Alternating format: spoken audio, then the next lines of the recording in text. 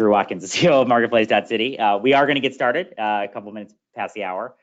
People can continue to trickle in, and like I said before, this will be recorded and we will share it afterward. And just as a reminder for the Q&A at the end, enter those questions into the chat box on the panel on the right-hand side or wherever you've docked it and moved it to.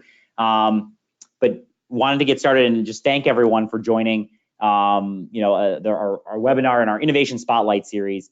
If you don't know about Marketplace.city, though you probably saw this from one of our announcements either over email or on social media. If you don't know who we are on Marketplace.city, we are a platform that connects governments to technology solutions and various technology to make it easier to find, validate, and ultimately implement these technologies along the lines of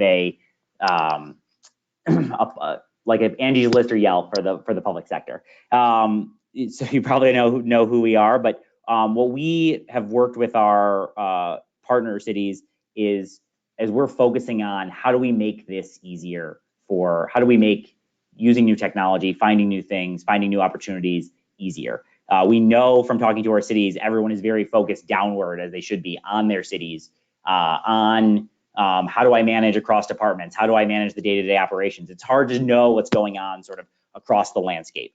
So that's the genesis of our sort of Innovation Spotlight series, is to bring you the things that are outside of the normal conversation. There's a lot of conversation out there about specific, timing, parking solutions that are automated, or various streetlight things. We want to bring things that are outside of the normal conversation, that have actual case studies of something that's been implemented and deployed, so it's something tangible that you can get your hands on, and something that has real impact both on your cities and on your residents. Those are the sort of criteria that Chris and I are thinking about as we're doing these webinars, blogs, and various sort of panel events as you'll sort of see us around. So with that, I want to thank our panelists for joining our Digital Cities Local Identity panel. And we have with us today Tony Kirsch from Neustar, the head of professional services, Bob Bennett, the CIO of Kansas City, Dusty Trevino, the CEO of .Vegas, and Lorianne Wardi, the GM of .NYC. So thank you guys for joining.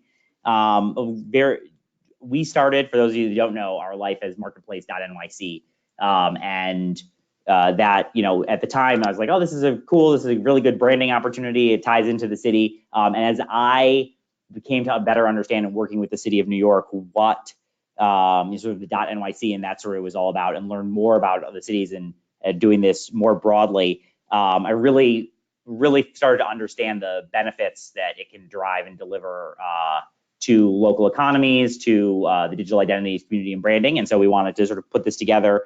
And then in March at the Smart Cities Connect event in Kansas City, where Bob's from, there was a lot of conversation about how digital community and brand and connectiveness isn't just a fun thing to do under the Smart Cities label, but is actually required for sort of the next generation of success of cities and sort of avoiding the digital rust belt, which we'll talk a little bit more as we go on. So we wanted to tell you more, so we pulled this together.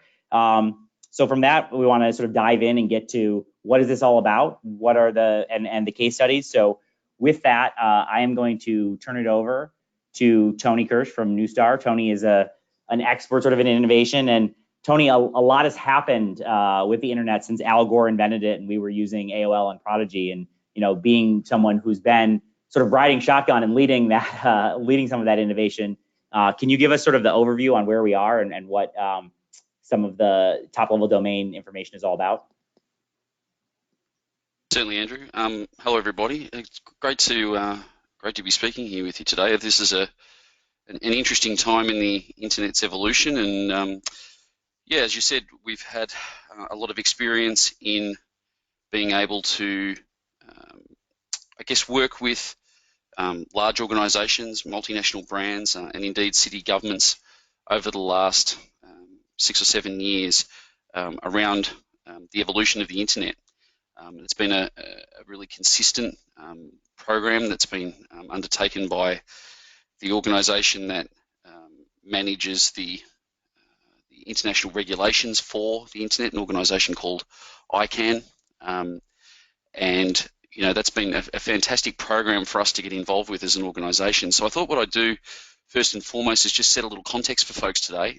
We call it Your City. This is the opportunity for you as a representative of your city to be able to get your own domain extension. Andrew referred to some of the existing extensions that are on the web today, including their original .nyc address. But more important to that is the fact that this program is going to open up again in the next couple of years, and we thought this would be a great opportunity to share this with with the folks to start to show you a little bit about what that means for you and how you can become part of that journey. So before I do, let me sort of give you a little bit of a background. I'm just trying to get some of these slides to move forward. Andrew might need to get you to power those. Oh, here we go. No, I think I've got it. So I thought I'd show you some of the evolution of the internet. But before we do that, just to give you some context, you'll hear us talk about what's called a top-level domain, or a TLD, industry jargon for us on the domain name side of the world. But put simply, it's the last part after the last dot. So in the example of a domain name like apple.com, we're talking here about .com as a top-level domain. You may be familiar with other examples of that, .net, .org, .info, and things like that. But as a quick history lesson, we won't go deep on this, but just as a quick history lesson, when the web really became a commercial property in sort of 1985, 1986, there were really the standard domain extensions, or top-level domains, as I said before. As I said, you know them as .com, .org, .net, or in the case internationally, you may know them as a .uk or something like that, where a particular country may have its own extension.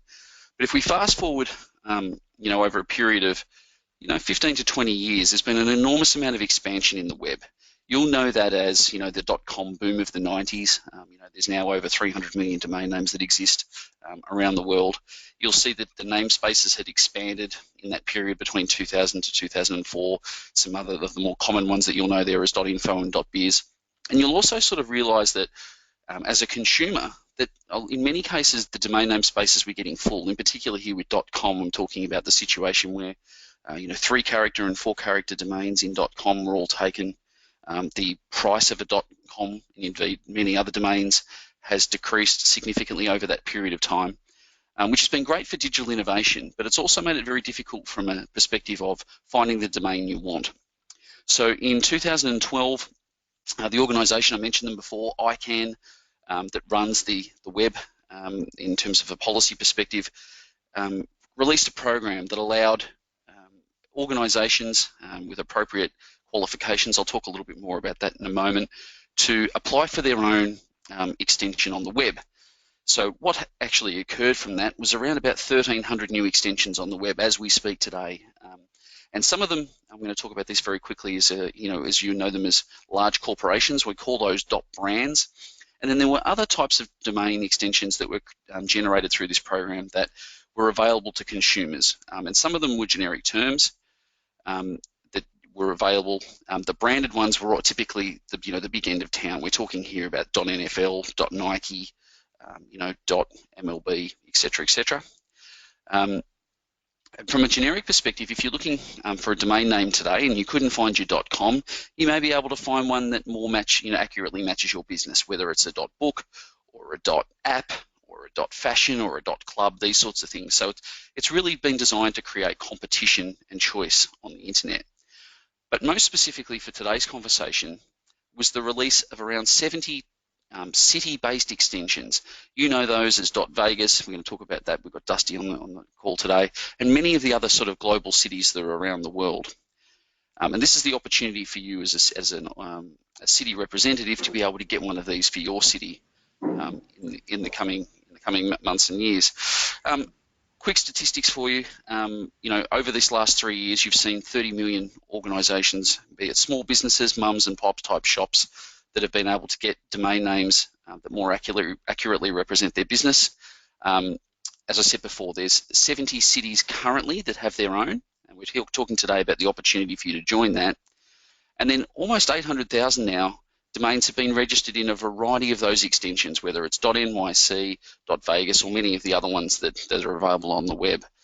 And of course, as you can see here, it is typically some of the more global cities that have applied. As you can see here that Tokyo, London, and NYC take up the first 3 spots. So Andrew, this is sort of the background that this expansion of the web has been pretty consistent since 2012, and has certainly created a lot of opportunity for consumers and digital communities. Yeah, so Tony, that's great. It's one of the things as sort of a general consumer, you sort of see it happening as you go to the various sites, but don't necessarily feel it until we did a sort of .nyc and now a .city, sort of seeing all that expansion. I know with 70 cities doing it, and obviously some of the big ones, what were the primary reasons? What were the benefits they sort of got out of it, and how did they sort of go about that process in sort of uncharted territory in 2012? Yeah, it's a good question. And I thought we'd sort of give you some examples here, folks, as to why cities applied. I think for the vast majority of them, Andrew, it was an opportunity to create digital communities. It was an opportunity to provide a platform for innovation.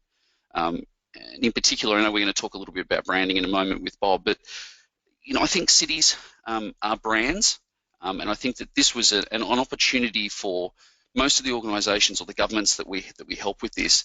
They really wanted to create a situation where they could take what was their offline brand, whether it's a particular landmark, or it's something that you're famous for, or even just the landscape of your city by way of e-commerce, and take that into the online world. So it was an amazing opportunity for, I guess, in a slightly evangelical way, it allowed cities to be able to get their own slice of digital real estate, and be able to provide a piece of that real estate to their communities. So, that's been a really powerful tool, and it's impacted across vast areas of the community. So, for example, we're seeing a lot of uptake from local businesses. So, for example, you may have, a small business in New York City, and perhaps the .com domain name wasn't available, or perhaps you had a domain that wasn't particularly fantastic, and now you have an opportunity to be able to not only get a cool and short and meaningful domain, but to be able to align your business specifically to say, well, we're here to serve the community of the New York City. And similarly, it's been a great platform. Some of the examples we're going to show you in a moment, folks, are around where it's been used to drive community initiatives. It's been used to drive government initiatives. And in many cases, really allow an identity of a city to exist outside its own borders. So, for people who are traveling, people who are looking to be part of that tourism type experience, to, brand what they're doing in alignment with the city.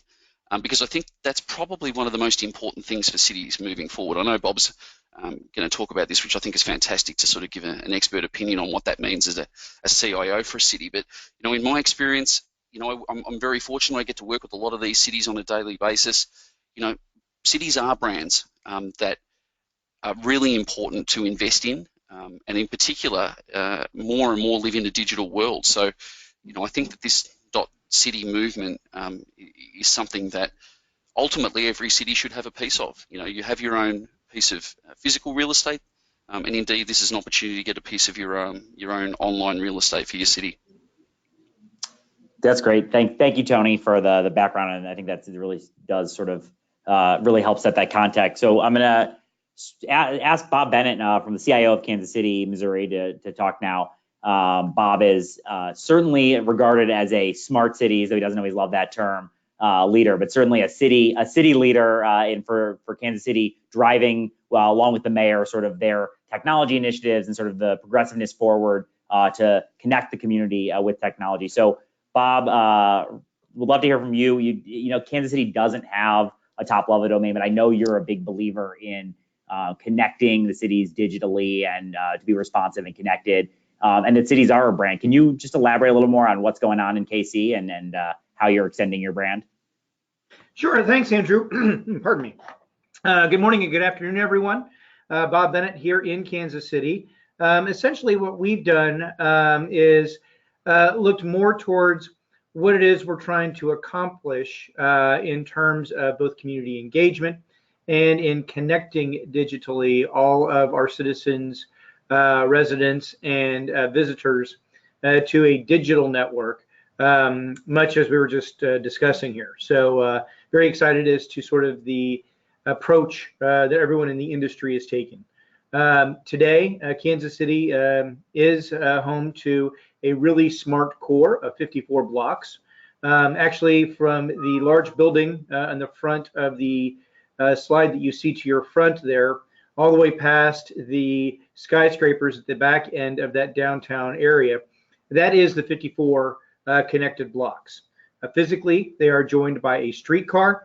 Digitally, they are connected by a series of pieces of digital infrastructure. What it kind of looks like right now is the physical connectivity is the streetcar line. And along that streetcar line and then two large yellow boxes, we have 328 Wi-Fi access points. This gives us contiguous connectivity to the web for any user of any device throughout that space.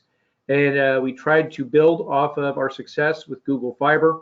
We tried to build off the success of other fiber providers that generated in our downtown community about 8,000 miles of fiber that the city owns, and in the metro area of about 5.5 million miles of fiber.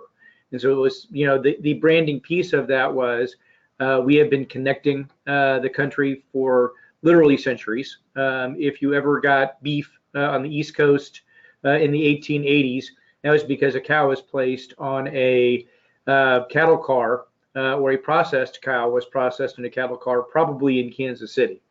If you were in the original days of aviation, Kansas City was where folks stopped for aircraft fuel. And in a similar manner, a good chunk of your emails pass through a site here in Kansas City as they make their way around the world. So we wanted to expand that to this Wi-Fi connectivity. And in that sense, our brand became, connecting folks digitally and physically.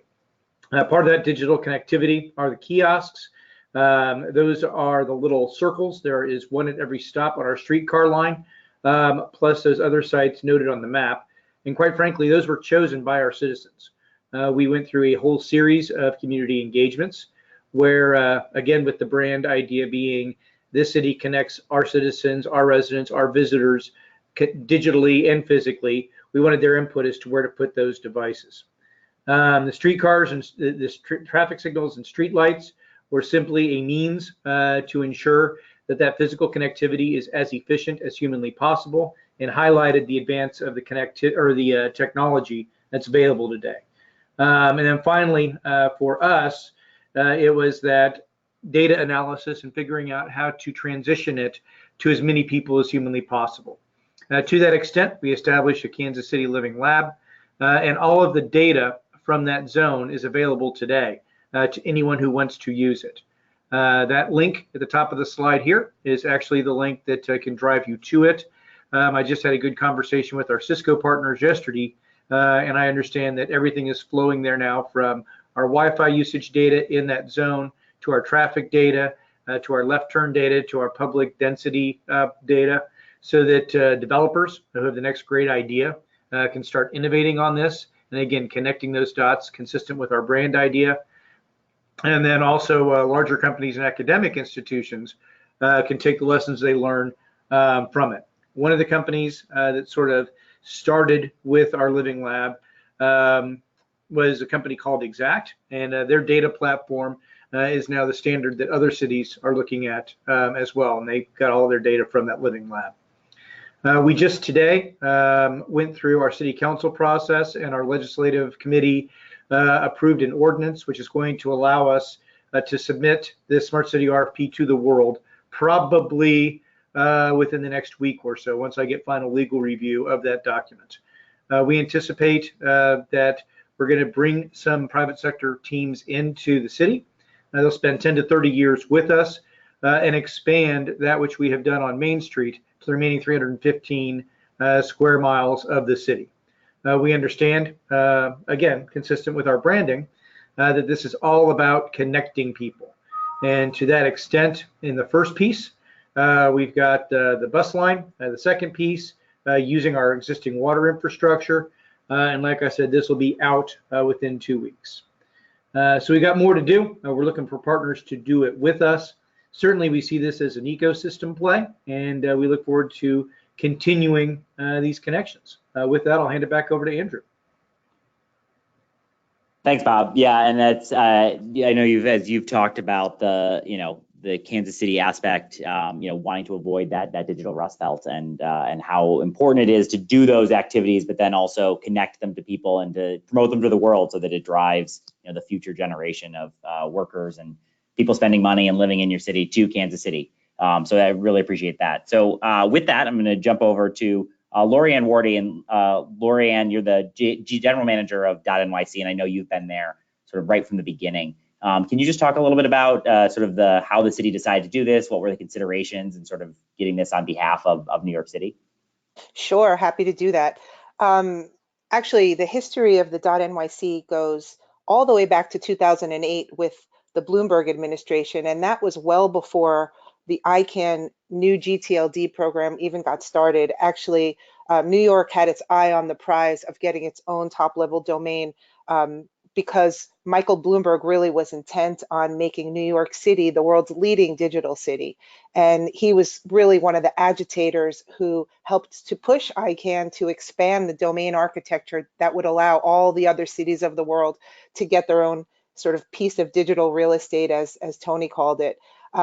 His digital strategy at the time, and the reason that started this all, was he wanted to improve the lives of New Yorkers through investments in technology infrastructure and education. And it was the belief that allowing New York to have its own digital domain would really help spur local civic and economic activity. And, New York is a particularly proud city, and it was a time when the internet was really booming, and Bloomberg really just saw the opportunity to take New York from being sort of the greatest city in the world to being what he would often say, the greatest city on the internet.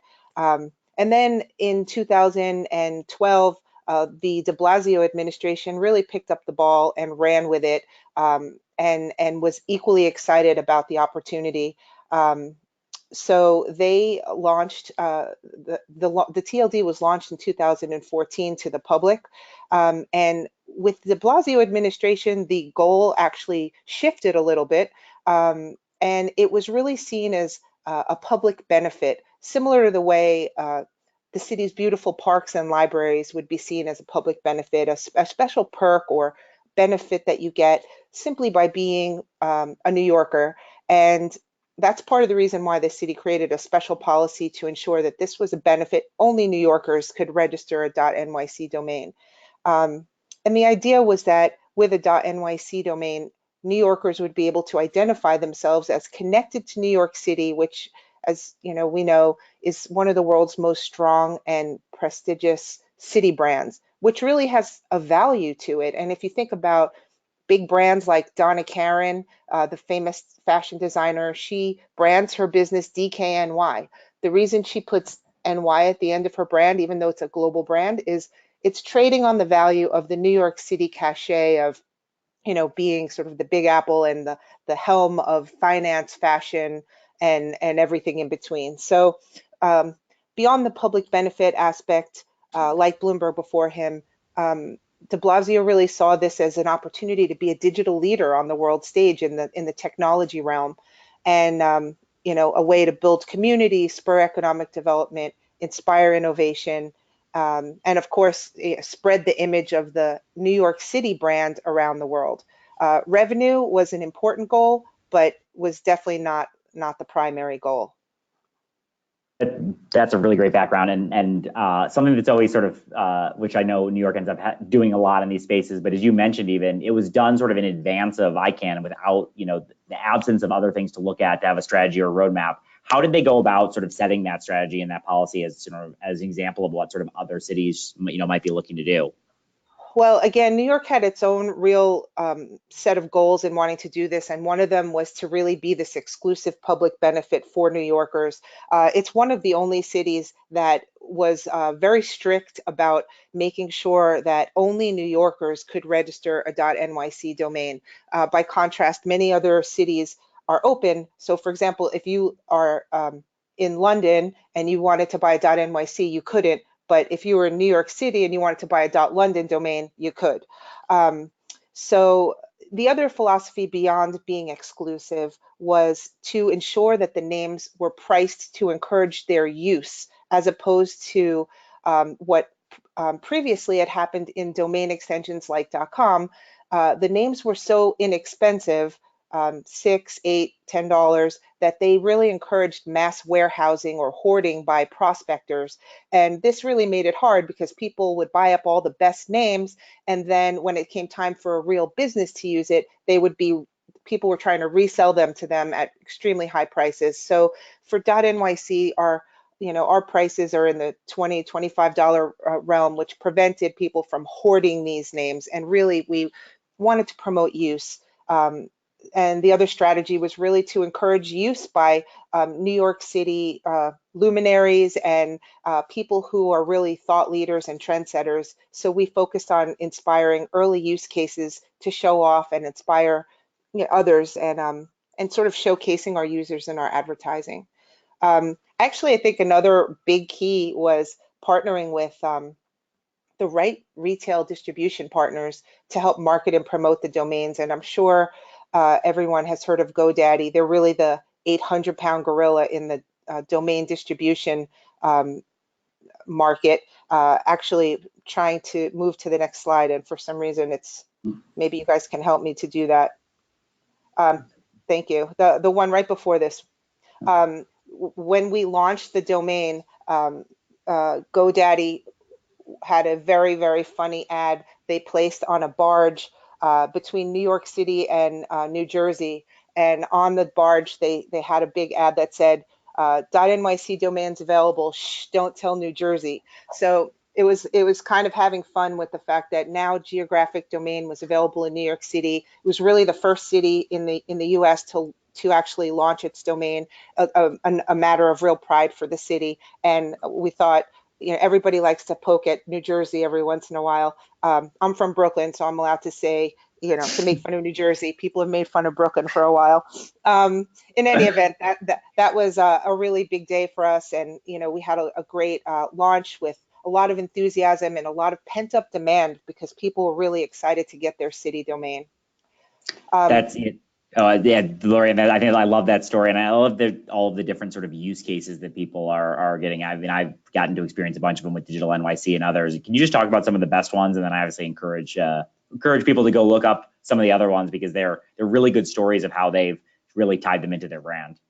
Yeah, sure. Yeah, there's tons and tons of use cases. And if you walk around New York City, you're going to see .nyc domains on the sides of buses, on billboards, on storefronts. So it's become common and prolific all throughout the city. But some great examples where the city is using it, for example, the Board of Elections, for example, launched vote.nyc to educate and had billboards all over the city of New York to educate people on where to vote, how to vote, what the issues were. And so that was a great use case. Another one that recently launched is women.nyc.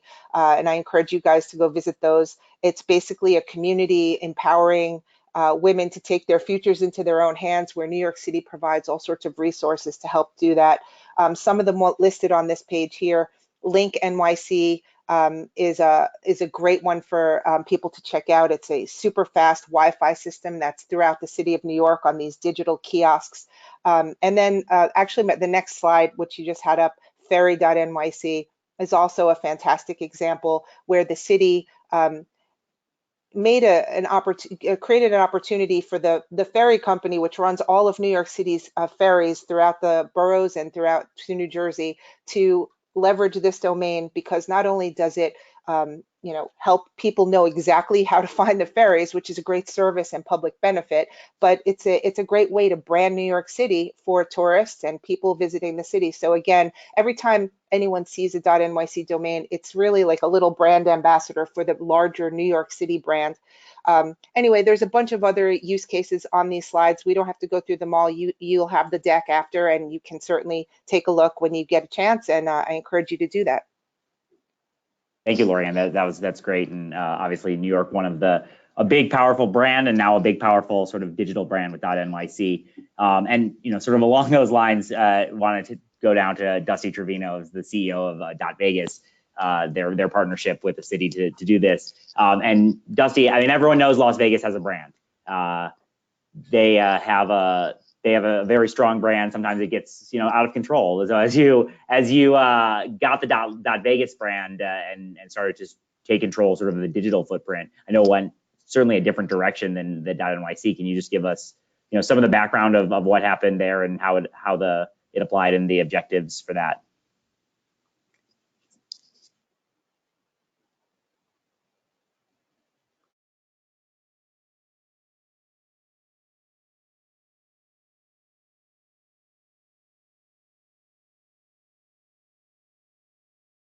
Specific TLDs, and the fact that really it is a public-private partnership here with the city of Las Vegas. And by that I mean, again, .Vegas, the top-level domain, is owned by .Vegas Inc., the corporation. But again, we partnered with the city, and so they do participate in the revenue of the registration of domain names. And so they are a partner, but we're really the ones that drive the .Vegas top-level domain, and even in working within the city on helping them drive initiatives and stuff like that, right? And so it is a little bit different, as well as we do have an open policy where anybody anywhere can register a .Vegas domain name. They don't have to have a specific nexus to the city of Las Vegas, and we can kind of talk about that in more detail in the next slide. But really the reason we applied and why the city, actually we want to go back to the prior slide still. Sorry, never mind. There we go. Really, again, why we applied for it and the city backed our application is it really was an opportunity to become a global digital map. At the time, we didn't have these buzzwords of a smart city and all this kind of stuff. However, the Mayor Oscar Goodman at the time did understand the importance of just the exposure and the branding that would come along with the city having its own top-level domain, right? He was probably one of the best spokesmen we could ever have for the city. Truly loved it and wanted to do everything he could to get it out there. And so it was one of those things where we saw an opportunity, and as well as driving new innovation, right? I mean, unfortunately, our reputation is a party city, right? It's a tourist city, and that's great because it's a big part of our economy. We do want to start moving in towards look, there is more here than just that, right? We do have traditional businesses, right? People don't live in casinos or live on the strip, right? We have the community. So this is what was really kind of help the first steps in transitioning from that of a party kind of gaming city to that of truly building a community, people seeing us as a innovative city and moving forward. And so that was really kind of the goal behind kind of the initiative for the .Vegas.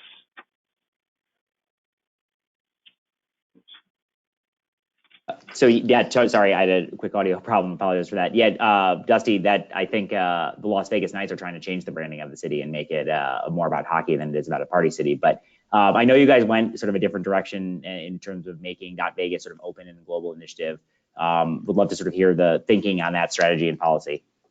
Yeah, absolutely. And you're right. Yeah, we're kind of getting overshadowed right now by the Golden Knights right now, which is great. But absolutely happy as heck to have that kind of exposure for the city. That in the inaugural season here, we've already made the Stanley Cup, so it's been huge. Because I think that was one thing that was lacking. And sorry to kind of diverge here, but that was one thing that's lacking here from a community standpoint is having a sports team, having something that people can kind of wrap around. And while the TLD is great as well, people correlate towards sports. So. But anyways, yeah, from our perspective, and the reason we made it open, it was something we had asked for, right? Obviously, we just felt it'd be open ourselves for more registrations, as well as, again, thankfully the city understood the benefit of it is, again, we're a worldwide brand. We do see ourselves as a brand on top of the city. And, Tony's mentioned that earlier, and, Bob's spoken about that. But our cities are brands, right? And so we have a worldwide brand. We didn't want to limit it to just local people, right? Because there are, for example, again, there are tour operators in China, right, that primarily send tours here to Las Vegas, right? So we don't want to exclude those kind of people who have an association or have an affinity to Las Vegas from not being able to buy a .Vegas domain name because they do it, right? Because the way we look at it is there is a natural nexus to a city-specific TLD, right? I mean, somebody isn't going to just necessarily buy a .Vegas unless they have a nexus to it. Even if they don't live here, they have an affinity to it, right? Which is only going to help us and only help our brand. And kind of what Lori talked about before is you can eliminate some of that stuff through pricing mechanisms as well, in terms of somebody just the fear of other people coming in and cyber squatting, let's say on local, and so a local business can't get a good name, right? There's mechanisms to get around those things, and so we've looked for that, and it really has inspired the local community opportunities for, again, the plumbing company, the real estate agent, the lawyer, to get a good domain name that ends in .vegas and gives them that true community feeling, and people recognize it, right? And obviously I'm partial here, but every time I look to have something done, whether it's plumber coming out or a carpet cleaner, I find the guys that are using a .vegas, and we're very fortunate to have a lot of good use cases, and those are the guys that I hire to come out, right? Because I know they're a local company, and so we've seen that quite a bit. It's very exciting, right? Part of it too, again, is driving the strategic city initiatives on top of everything else, and that's one of the things we're pretty excited about. Some of the initiatives, and one of the great things about being a city, right, is there's certain things that only a city can provide or do, and that stuff, like, again, like a business license or permitting, right? And so, while Lori kind of talked about, and everybody thinks about the traditional kind of go-to-market things, the GoDaddies, which are extremely important, there's other ways to really try to get yourself out there and try to get embedded in the flow to get your domain names out there. And again, so that's one of the things we've really focused on here locally, working with our local governments, whether it's the city, the county, or the state. And so again, what we've done is, and I'll primarily focus here on the Clark County Wedding Program, because that's one that Tyson here actually worked on for probably a better part of a year or so. We launched it about a year ago, and it's been tremendously successful for us. And so again, there are certain things that, again, cities, states, counties can only do. Las Vegas actually is known as the wedding capital of the world, right? And I can't remember the exact statistics, so you have to bear with me, but it's something like 5 or 10% of all weddings happen here in Las Vegas, right? So it's a huge industry for us. And what number-wise, that equates to about 80,000 marriages a year. And while that's a great number, it's actually off of what it used to be in the 100 to 120,000 weddings a year. And so our Clark County Recorder's Office, who actually is in the business of issuing marriage licenses, they've been spending a lot of resources, a lot of time trying to basically re-energize that marketplace and brand Las Vegas with the weddings again, right, and kind of bring that back. So one of the things we've done with the county, which has been great, is that every time somebody comes in to the Clark County and they actually go to a .vegas, they go to MLIC.vegas to get their marriage license. During that process, they're actually given the opportunity to receive a free .vegas domain name and a free 2-page website that they can then put up, information on their wedding, as well as then again, when they send out their RSVPs, that kind of stuff, it's on a .vegas domain name, right? So it's an additional branding exercise for the county. So the county's been absolutely thrilled with the program. We've been thrilled with it because it's getting .vegas domain names out and in use. And again, it's just reinforcing that exposure for weddings in Las Vegas, right? And we see about a 20% uptake. So again, the program is obviously it's not mandatory or forced down anybody's throat, but they're offered it, and about 20% of the people then end up taking it up. And unfortunately, I don't have the exact example in front of me. But a great example was we had a couple from Germany got married a few months ago. They took advantage of it. So I can't remember the name, but let's say it was Jim and Jane.Vegas, and they actually gave out that web address to everybody back in Germany and then live stream their wedding off of it, right? So it was a great opportunity for everybody to do that. So that's kind of the stuff we look to do right now. Really, our focus is on things, again, what we call like a bottleneck or a choke point where people have to gum through, and then we work with it. So along those same lines, we're working with the city of Las Vegas right now to get integrated actually into the business licensing, so that when somebody either renews or gets a new business license, they're now offered the ability to protect their business name in a .vegas. We're actually meeting with the state tomorrow, flying up to the state of Nevada to their business portal to talk to them about offering that as well. I'll talk about kind of innovate.vegas and go.vegas a little bit more in detail in some of the following slides, but those are a couple other great things that the city is launching. Pretty much, again, we're very fortunate to have the city as a partner. They do see the benefits of it, and all the new initiatives they're doing now tend to be on a .vegas because they recognize the importance of that branding exercise, right? The Innovate.Vegas is all about our innovation district. Sounds a lot like, Bob, what you're doing there with Kansas City. You know, it's a defined location, but now they have it on a website as well, so people can get good information. The Go.Vegas platform is one we're really excited about as well. Right now it's an app.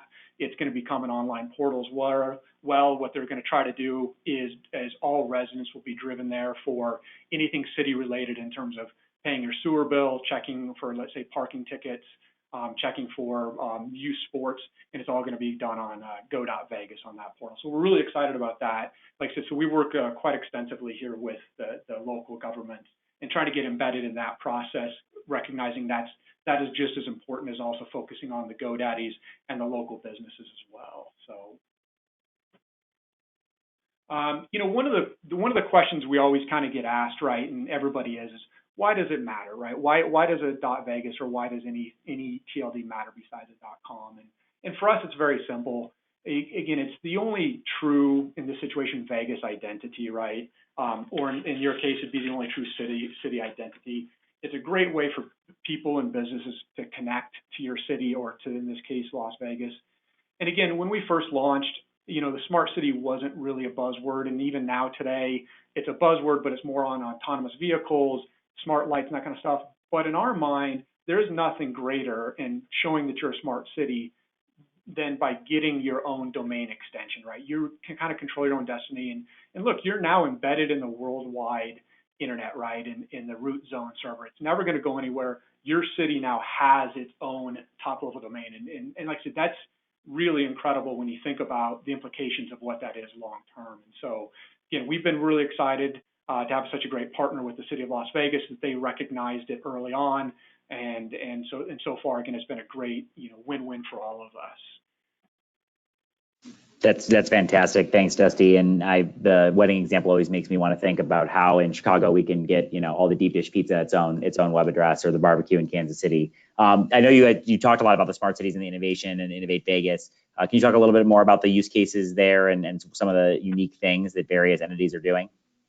Yeah, absolutely. Like I said, I'm happy to talk about kind of some of the use cases. You know, one of the things I'd like to say is we've been really excited about too is all these use cases were all happened organically. This is all stuff that the organization saw the benefit of using a .Vegas and went and registered it and did this themselves. This was nothing that we really had to go push, right? So I think that speaks volumes to what a city-specific top-level domain can do. I briefly mentioned with the city of Las Vegas, again, all their initiatives now are done on a .Vegas, which is excellent. The Innovate.Vegas here is, again, their website where they showcase the innovation district and everything they're doing down there with the autonomous driving, with the street lights, and everything else that they're trying to accomplish, right? And so that was one that we're really excited about. The other one is this applied analysis. And so this is a large group here in town, and I guess the best way to describe them is they're the statistician, let's call it, for the city and for large organizations. So you would go to them for them to compile numbers, whether it's, you know, economic numbers or whatever it might be. And so they're probably a quasi-governmental body as well. They launched this community dashboard.vegas website, which, by the way, is a great website if anybody wants to get any kind of information on the city of Las Vegas. Again, tourist numbers, economic numbers, you know, that kind of stuff. It's a phenomenal website information-wise. The other thing, and I didn't put it up here, I did want to point out, they were part of the city and the state when we applied to Amazon, or, you know, try to get part of the application for Amazon's headquarters, the second headquarters, and they used HQ2.Vegas as the domain name for that application to Amazon. So that was another great opportunity for us to get seen. Unfortunately, you can't see anything on the website because it's password protected. It was only meant for internal uses and for the people at Amazon. But again, it was just another great example of them being able to use a specific city TLD to go out after somebody like an Amazon. So that was a great thing for all of us.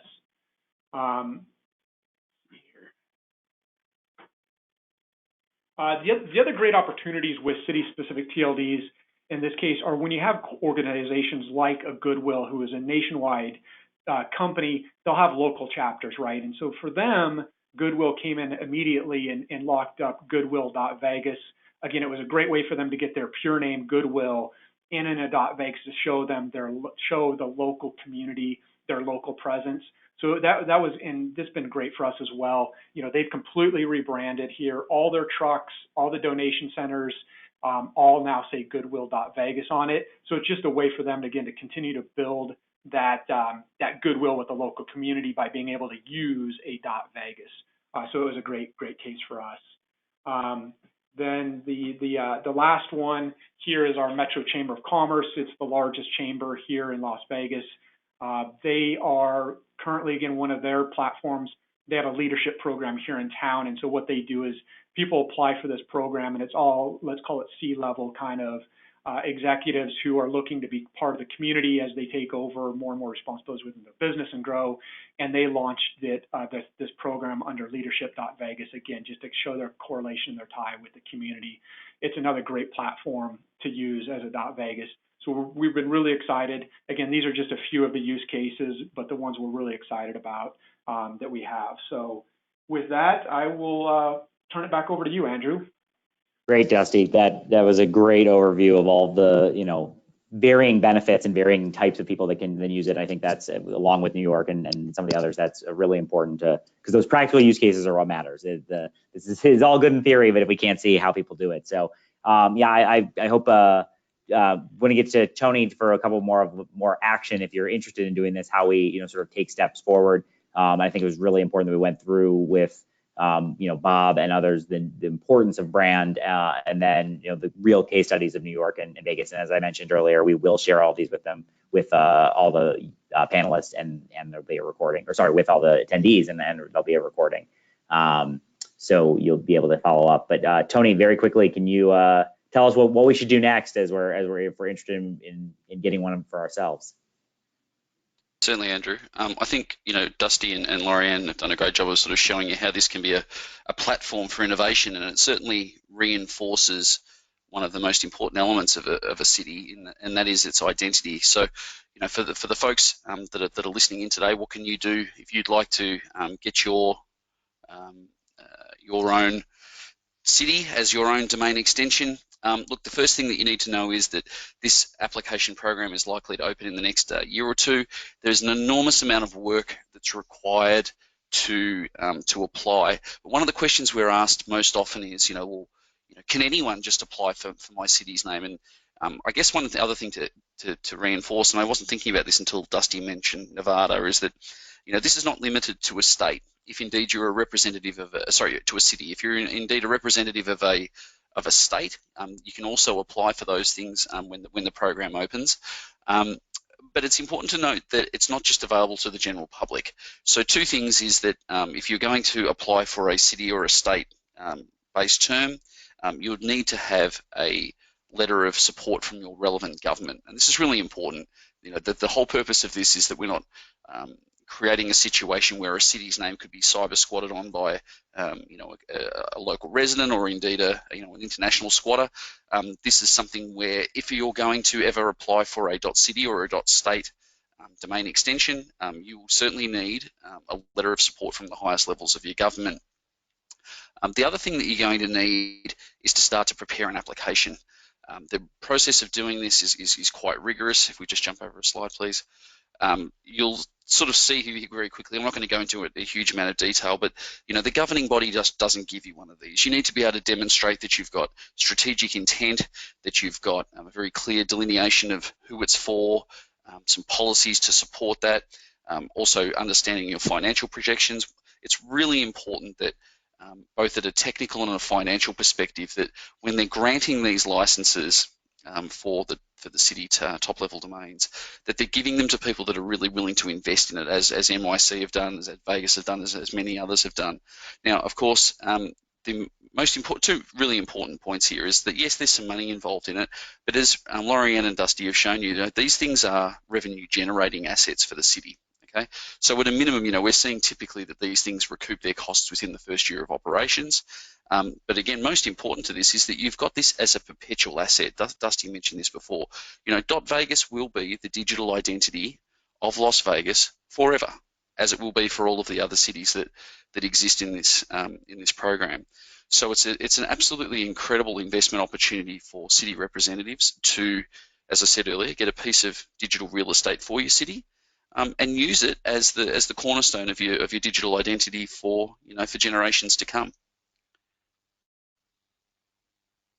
Fantastic. Thank you, Tony, and thank you to all our panelists and everyone for joining. I really appreciate it. Hopefully, this was a good overview of what's out there, what's possible. In lieu of time, I won't do a set of questions right now, but we will respond to any of the questions we got via email one-on-one. And if you do have more questions and didn't get a chance to type them into the chat, please feel free to reach out. I'm available right here at Andrew@Marketplace.city, or Tony is Tony Kirsch at team.Neustar. So he's using one of his own top-level domains.